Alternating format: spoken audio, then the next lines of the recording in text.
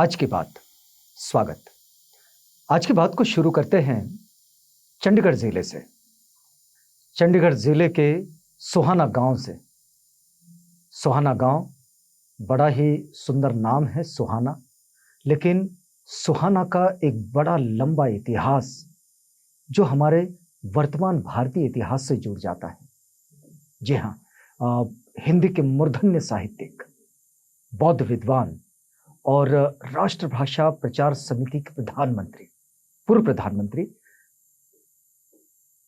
जिन्होंने राष्ट्रभाषा के प्रचार में अपना बड़ा योगदान दिया और साथ ही साथ बुद्ध धम्म का जो साहित्य है, बौद्ध साहित्य है, ये बौद्ध साहित्य पूरी दुनिया तक हिंदी में पहुंचाया। वे डॉक्टर भदंत आनंद कौशल्यायन जी। इनका ये जन्म स्थान है सोहाना, पंजाब प्रांत में।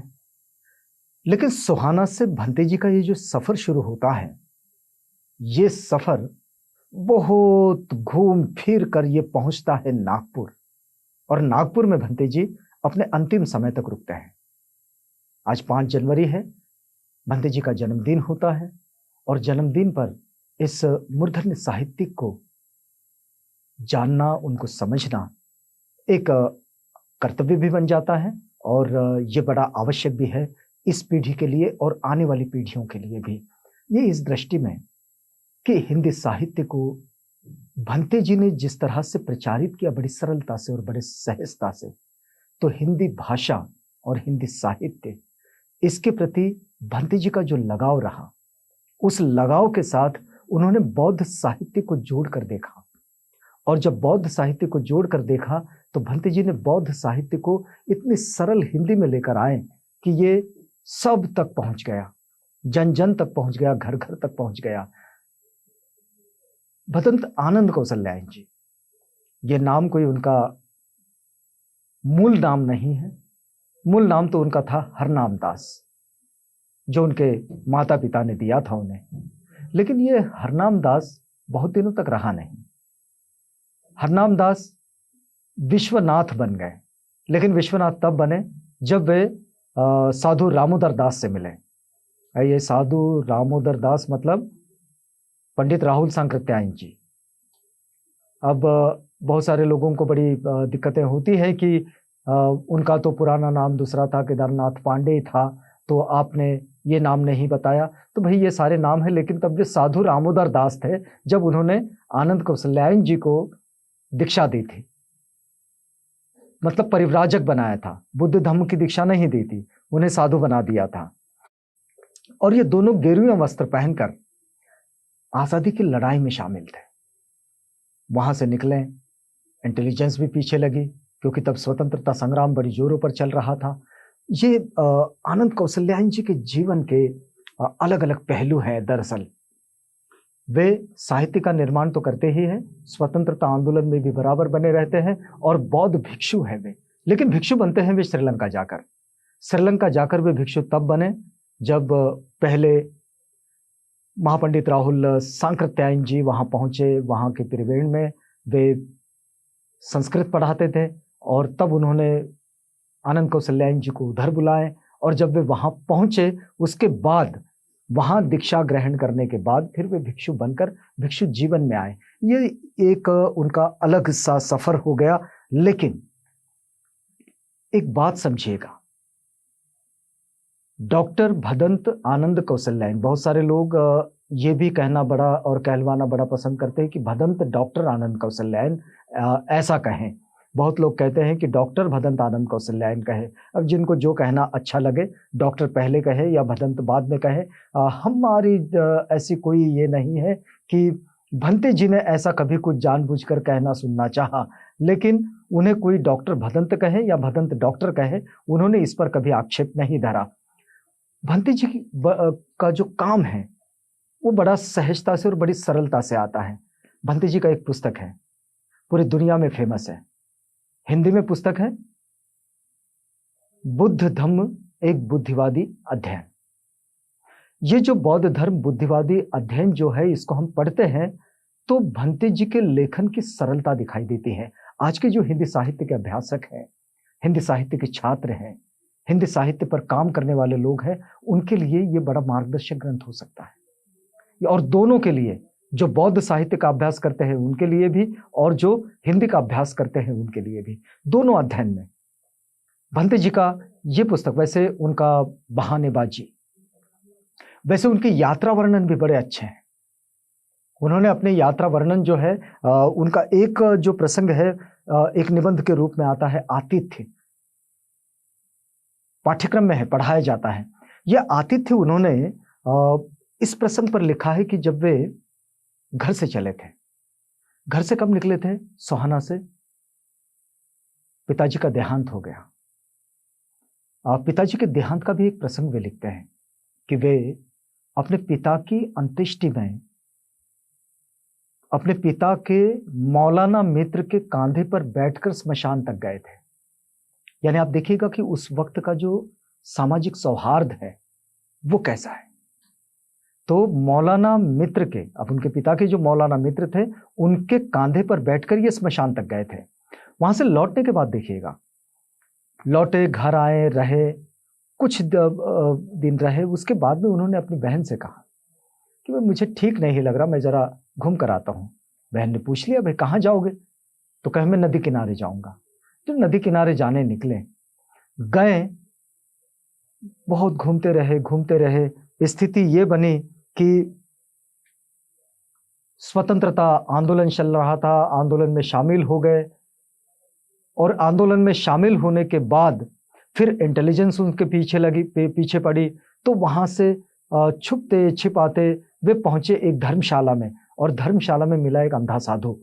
ये जो पूरा प्रसंग है, इस पूरे प्रसंग पर उन्होंने आतिथ्य लिखा है, और बड़ी अच्छी पुस्तक है हिंदी की सहजता को समझने के लिए, और किसी भी बात को मार्मिकता से रखने के लिए, कि जो सहज बुद्धिगम्य हो, ऐसा रखने के लिए अगर किसी पुस्तक को, किसी यात्रा वर्णन को, किसी प्रसंग वर्णन को अगर देखा जाए तो आतिथ्य बड़ी अच्छी पुस्तक है उनकी।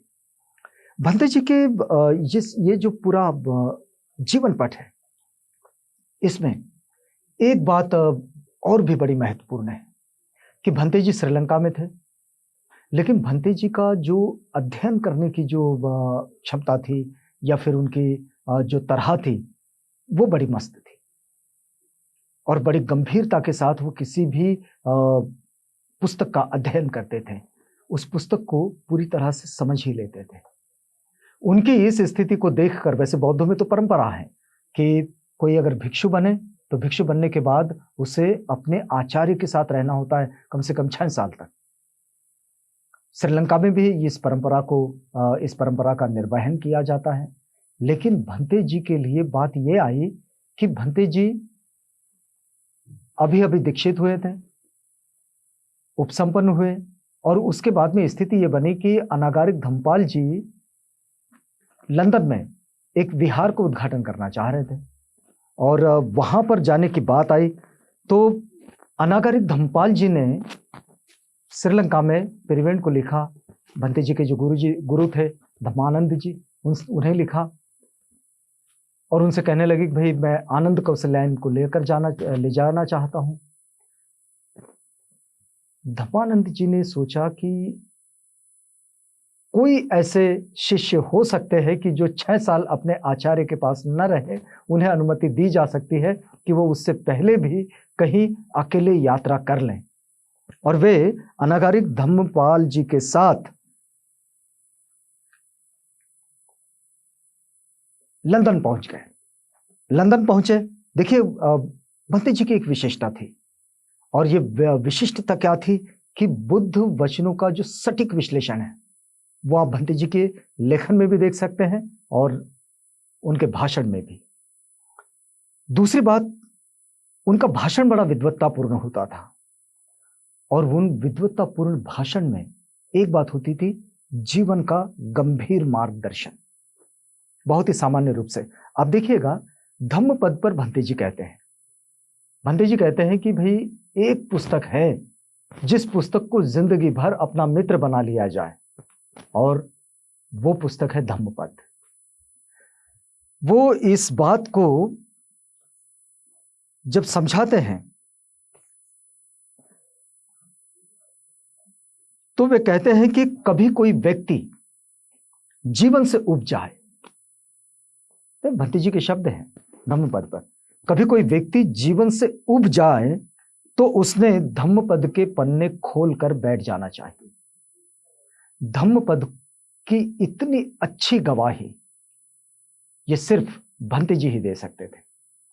तो डॉक्टर आनंद कौशल्यायन भंते जी इस तरह के थे। आज जब हम 5 जनवरी को उनके इस जीवन पट को देखते हैं, आप समझिएगा कि सारी जिंदगी ये 4 भिक्षु रहे हैं, भिक्षु जगदीश काश्यप, महापंडित राहुल सांकृत्यायन, धम्मानंद कौसंबी और डॉक्टर आनंद कौशल्यायन भंते जी। इन 4 भिक्षुओं ने मिलकर सारा बौद्ध साहित्य वर्तमान जगत में हिंदी में यहां तक लेकर आए।